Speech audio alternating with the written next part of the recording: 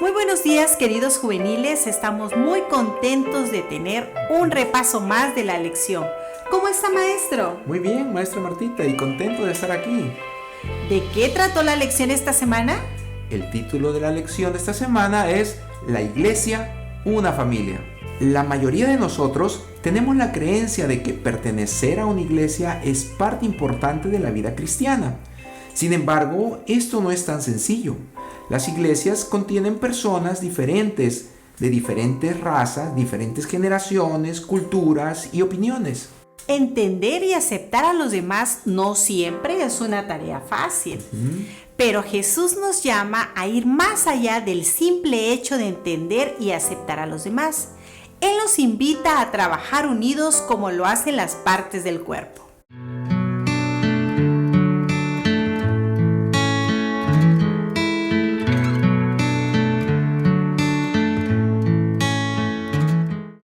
Esopo, un famoso contador de fábulas de la antigua Grecia, cuenta que habían 4 toros que eran muy amigos y siempre comían juntos. Un león los estuvo vigilando sigilosamente por varios días, pero no se podía acercar, ya que le daba miedo que los toros lo atacaran. Cuando el león trataba de acercarse, ellos se juntaban, de manera que cuando el león se acercaba mucho, se encontraba con un muro de cuernos que podían defenderse del león. Sin embargo, con el tiempo comenzaron a surgir diferencias entre ellos que finalmente llegaron a convertirse en discusiones y peleas, de manera que comenzaron a distanciarse. El león se aprovechó de lo que estaba ocurriendo y comenzó a matarlos uno por uno, hasta que acabó con los 4. Moraleja: en la unión está la fuerza. La Biblia nos da 2 analogías que ilustran cómo debería ser la iglesia. Una es la familia, la otra es el cuerpo humano con todas sus partes trabajando en conjunto. Al igual que las familias, algunos cuerpos funcionan mejor que otros y algunas iglesias se acoplan más fácilmente que otras. Incluso con las iglesias más exitosas hay conflictos y malentendidos. La diferencia está en la forma en que son manejados.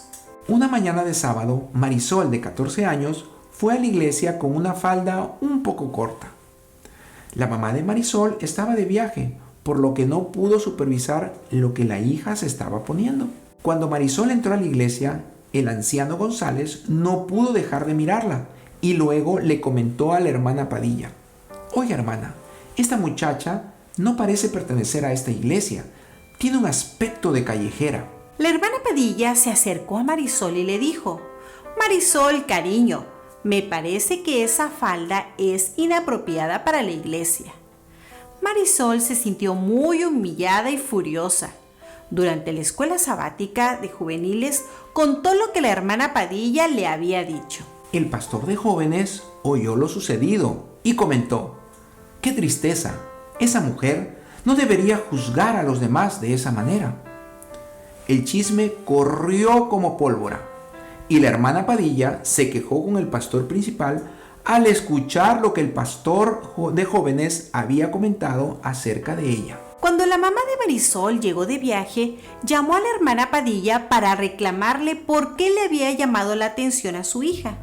El pastor de jóvenes perdió la compostura en una reunión de la junta y dijo que no pensaba seguir trabajando en una iglesia donde se tenía en poco la consideración para los jóvenes. Al poco tiempo, ya nadie se acordaba de la minifalda de Marisol, pues habían aparecido o habían salido a relucir otros puntos.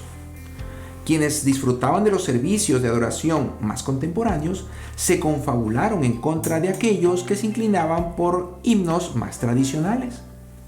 Los que querían que se cambiara la alfombra de la iglesia también se confabularon con aquellos que pensaban que otro piso sería mejor que una alfombra. El pastor de jóvenes renunció. Las acusaciones estaban a la orden del día. Las reuniones administrativas parecían torneos de lucha libre. 2 años después, la familia de Marisol se había cambiado de iglesia, pues la iglesia a la que habían asistido se había dividido por causa de los múltiples desacuerdos. Marisol fue testigo de todo lo que sucedió y se preguntó cómo podía ser que personas que supuestamente eran seguidores de Cristo pudieran hacerse tanto daño. ¿Te parece realista esta historia? ¿Qué otras cosas pueden dividir a una iglesia? ¿Hay alguna clase de problemas que no pueden ser resueltos en la iglesia? ¿Es siempre posible hallar una manera en la que podamos aprender a trabajar unidos a pesar de nuestras diferencias? Comparte con nosotros tus comentarios. Ahora te invitamos a poner pausa y leer 1 Corintios 12 del 12 al 27.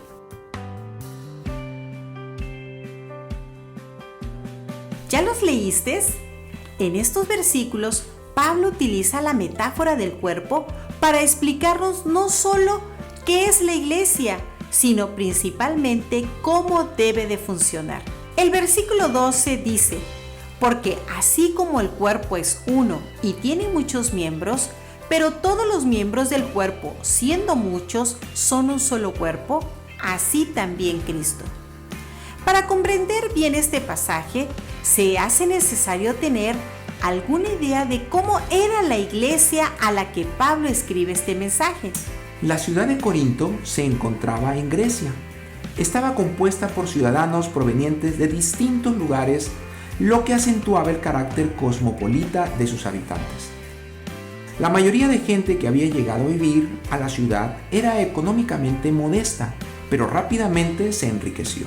Estos emergentes acaudalados también fueron parte de la iglesia, al igual que la gente pobre y humilde que habían aceptado a Jesús y se habían convertido. Los conflictos de la iglesia entonces surgen rápidamente, motivados por las diferencias que existían y la falta de comprensión acerca de estas diferencias. Parece que la iglesia de Corinto se desprotegía y marginaba a los hermanos más modestos de la comunidad, los miembros más débiles del cuerpo, según los versículos 22 al 24. Había discriminación intelectual, social, económica. En este contexto, Pablo reflexiona sobre la unidad de la iglesia y menciona en el versículo 25 que es necesario el servicio mutuo, especialmente a los más necesitados, interesándonos los unos por los otros. Dice en los versículos 25 al 27, para que no haya desavenencia en el cuerpo, sino que los miembros todos se preocupen los unos por los otros. De manera que si un miembro padece, todos los miembros se duelen con él. Y si un miembro recibe honra, todos los miembros con él se gozan. Vosotros, pues, sois el cuerpo de Cristo y miembros cada uno en particular. Este pasaje enseña que en la iglesia nadie sobra. En Cristo todos somos necesarios, simplemente porque somos personas amadas por Dios. De esta manera, ser parte del cuerpo de Cristo es ponernos en el lugar del otro, aliviar el dolor, curar, tocar, abrazar, sostener para vivir juntos cuidándonos, amándonos, integrándonos y tratándonos bien. Ahora medita en lo siguiente. ¿Qué cosa práctica puedes hacer tú como miembro de la Escuela Sabática de Juveniles para ayudar a la gente a acercarse y a entenderse mejor entre sí? Como por ejemplo, hablar solo cosas positivas de las personas. ¿Sientes que encajas y que tienes un papel que desempeñar en nuestra iglesia? Si no es así, ¿qué puedes hacer para cambiar esta situación? También piensa, ¿cómo puedes ayudar a otros a encontrar su función en la iglesia? Comparte con nosotros tus comentarios. Las ideas que hemos explorado en esta lección nos recuerdan que trabajar unidos como iglesia no siempre será fácil, pero es esencial. Así es. Se espera que la iglesia sea un grupo de personas diferentes pero unidas. No todos vamos a pensar, actuar, lucir o hablar de la misma manera. Sin embargo, en medio de esa diversidad, Dios nos llama a cumplir con la misión.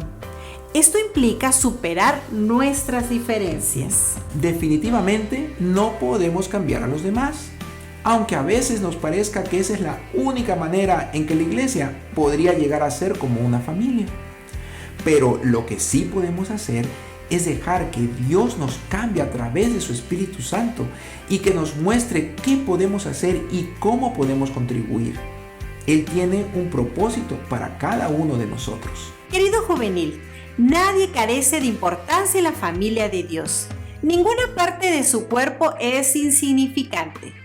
La iglesia te necesita para cumplir la misión. Que Dios te bendiga. Nos vemos. Adiós.